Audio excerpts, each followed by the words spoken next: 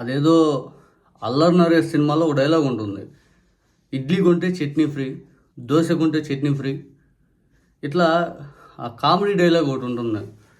ఇంకోటి అనాలేమో, కారు కొంటే తాళాలు ఫ్రీ, బండి కొంటే పెట్రోల్ ఫ్రీ, బండి ఆడని యాక్సిడెంట్ అయితే ఇంజిన్ ఫ్రీగా చేసిస్తాం అనే రేంజ్లో వీళ్ళు లేపుకున్నారు ముందు. తీరా రియాలిటీలోకి వచ్చేసరికి టన్నుకింత అని చెప్పి వాళ్ళు వసూలు చేసే లెక్క ఒక్కసారిగా అందరం మైండ్ దొబ్బేసింది.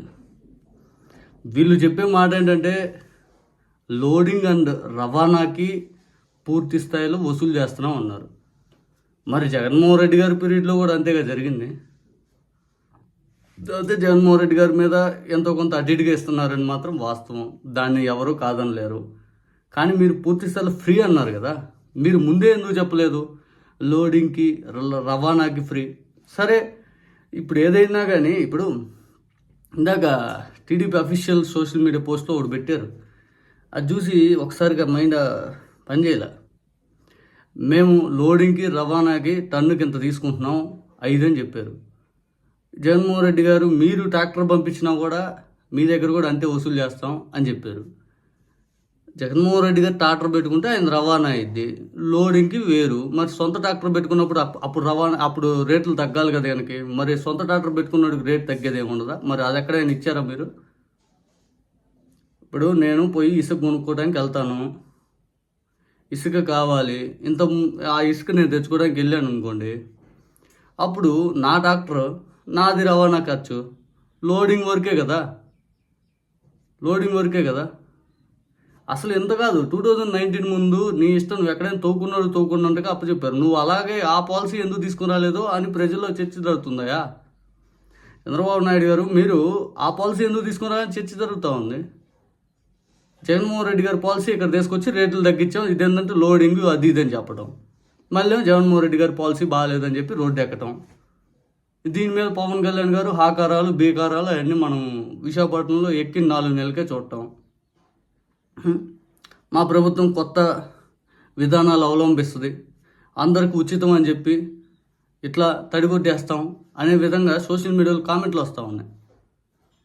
సోషల్ మీడియాలో కామెంట్లు ఇలాగే వస్తున్నాయి సార్.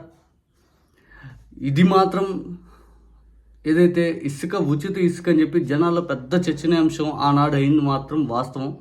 ఎప్పుడైతే మీరు గెలిచాక ఇసుక పాలసీని ఏం మార్చకుండా పూర్తి స్థాయిలో అలాగే తీసుకెళ్తాడో మరి అదే నయం కదా అనే మాటలు కూడా వస్తాయి. ₹1 రేటు తగ్గించామని ఒప్పుకోండి, తప్పులేదు. ఎస్, మేము వీలైపోయాం, మేము ₹1 రేటు తగ్గించాం, ఉచితం మా వల్ల కాలేదు, మేము తీసుకుంటుంది రవాణాకో లేకపోతే ఇంకోటి మీరు ఏదైనా కవరింగ్ చేసుకోండి. అంతేగాని ఇట్లా దూకుడుగా వెళ్ళిపోతుంటే ఎవరైనా కానీ ఏమంటారు, న్యూట్రల్లో ఏమనుకుంటారు? ఇప్పుడు మా పార్టీని మేము సపోర్ట్ చేసుకుని మీ పార్టీ మీరు సపోర్ట్ చేసేవాళ్ళు మాట్లాడతారు, కానీ న్యూట్రల్గా ఉండేవాళ్ళు ఏం ఆలోచిస్తారు? వీళ్ళేంటి తప్పు చేసినా కూడా బుల్డోజ్ చేస్తూ ఉన్నారు అనుకుంటారు. ఎస్, వాలంటీర్కి ఉద్యోగాలు ఇస్తాను అన్నారు, 10,000 అది పోయింది. అసలు ఆ వ్యవస్థ మీద మాకు క్వశ్చన్ మార్క్ ఉందన్నారు. మరి ఎలక్షన్ ముందు చెప్పొచ్చు కదా, వాలంటీర్ వ్యవస్థ మేము ఉంచాం, మాకు అసలు ఆలోచన లేదు, మేము 10,000 ఎందుకు ఇస్తామని అసలు ఎందుకు అంటారు? మరి ఇప్పుడు చెప్పొచ్చు కదా, ఏంటి పరిస్థితి, ఏంటి విధానం ఏంటి 5 అని చెప్పొచ్చు కదా. ఉచిత ఇసుకన్నాము, కానీ ఉచిత ఇసుకతో మేము అది అవలంబిస్తూనే మేము లోడింగ్కి దీన్ని తీసుకుంటాము. మరి గత ప్రభుత్వం కూడా అదే కదా తీసుకుంది. గత ప్రభుత్వం కూడా వాళ్ళ సొంత బండి తీసుకెళ్ళి అక్కడ పూర్తి స్థాయిలో అక్కడ పడేసి వచ్చేవాళ్ళు. ఇప్పుడు నేను ఆన్లైన్లో ఆర్డర్ పెట్టుకుంటా, అక్కడ పోయితా నాకు ఇసుక కావాలంట, అడ్రస్ చెప్తాం, వాళ్ళే తీసుకొచ్చి ఇంటి దగ్గర పడేసి వెళ్ళినందుకు ఆ రేట్ టన్నుకి 370. మీరు కూడా సేమ్ ఆన్లైన్లోనో లేకపోతే ఆధార్ కార్డు తీసుకెళ్ళి అక్కడికి వెళ్ళి రాపించుకుంటే వాళ్ళే తెచ్చి పడేస్తే ఇంకా అంత మించి ఒక ₹50 అటు ఇటు. ఒక్కోసారి పెంచారు, ఒక్కోసారి తగ్గించారు. ఇంకా మీకు గత గవర్నమెంట్ తేడా ఏముంది? ఇంక ప్రజలకి మీరేం కొత్తగా విధానం, జగన్మోహన్ రెడ్డి గారు విమర్శలు ఇంకా అర్థం కాని పాయింట్ అది. బహుశా అక్కడికి తేడా ఏముంది సార్? మీరే ఆలోచించుకోండి.